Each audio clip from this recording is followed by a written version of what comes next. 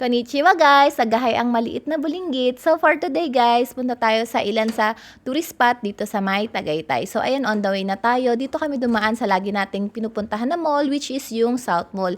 And makikita nyo din dito, pakita ko yung aming pinag-intern or diyan kami nag-OJT nung kami ay college days. Malapit yan dun sa may school namin, which is yung DF Camp. Kaya dyan namin napili na intern or mag-OJT nun. So, ayan, marami na din dito mga bagong mga restaurants, guys. Meron na rin Jollibee, meron na rin silang Goldilocks at Greenwich. Kaya if ever na gusto mo, tabitay ka, is malapit na lang yung mga pwede mong i-dine in or pwede mong take outan. So, ayan yung mga makikita dito sa lugar namin. And ayan, fast forward, nandito na tayo sa may Sky Ranch.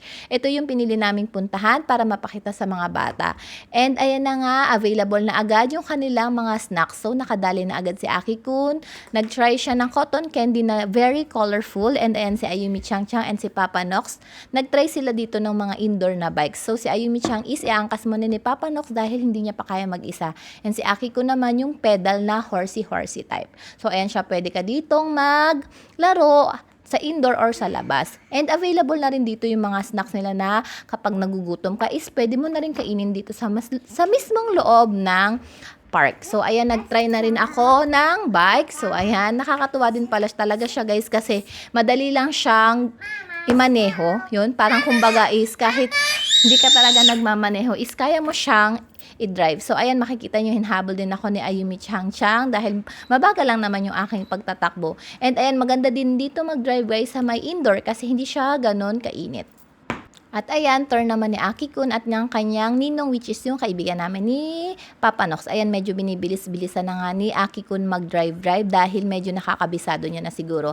At syempre, isa sa hindi namin pinalagpas dito, yung kanilang chicharong bulaklak. As in, sobrang sarap niya and bagong luto siya and yung suka talaga nila is the best din. So ayan, ito try ni Papa Nox. Hindi naman halata sa mukha ni Papa Nox na sobrang masarap yung kanyang kinain.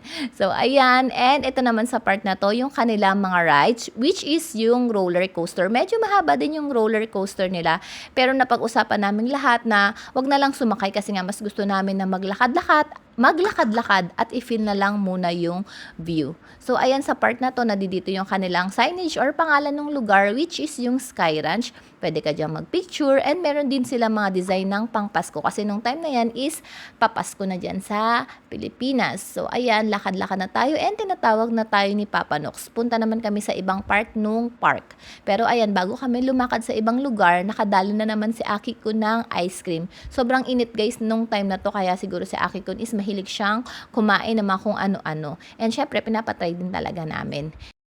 And sa part naman nito is nakakatuwa din or ang ganda din ng view. Makikita mo yung mountain dito. Ang tawag daw sa mountain na to is Mount Sungay if I'm not mistaken, guys. So ayan, makita mo lahat ng view. And sa part na to is nag-bump car naman si Aki Kun. Ayan yung nagustuhan niyang sasakyan. Kaya lang si Ayumi Chang is hindi pa pwede dahil may sinusunod silang height limit. So nung time na yan is nilakad namin sa ibang part si Ayumi Chang Chang. And ayan, pabalik na uli kami sa may parking lot and madadaanan uli namin yung view na to. And sa part na to, makikita mo na rin yung mga available na rides katulad nitong kanilang Ferris wheel. Ayan, napakataas din yung kanilang Ferris wheel pero nung time na yun is hindi siya umaandar. So ayan, biyahe na rin kami uli papunta sa susunod nating pupuntahan. So hanggang dito na lang po muna tayo. Salamat lagi sa panonood. Matane!